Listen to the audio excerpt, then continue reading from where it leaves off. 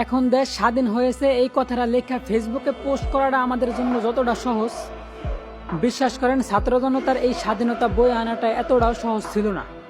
পুলিশের গুলির আওয়াজে দরজা বন্ধ করে ঘরের মধ্যে বসে থাকাটা আমাদের জন্য যতটা সহজ ছিল, বিশ্বাস করেন রাজপথে থাইকা নিজের অধিকারের দাবিতে জীবন দেওয়াটা ছাত্র ভাইদের জন্য এতটাও সহজ ছিল না। তাই এই স্বাধীনতা ছাত্র জনতা আর সাধারণ মানুষের, কোনো নির্দিষ্ট দলের না। তাই ভুল করেও এই বিজয়টারে কোনো দলের নাম দিয়া পুরনো দিনের প্রতিশোধের আগুন দিয়া এই দেশের সার্বভৌমত্ব নষ্ট করবেন না। আরে ভাই, আমরা দেশের মানুষ একটু শান্তিতে বাঁচতে চাই, কোনো দল বা নোংরা রাজনীতির শিকার হইতে চাই না। আর তাই আমাদের চাওয়া এই দেশটারে শাসন করুক কোনো যোগ্য বীর পুরুষ, কোনো নারী অথবা কাপুরুষ না।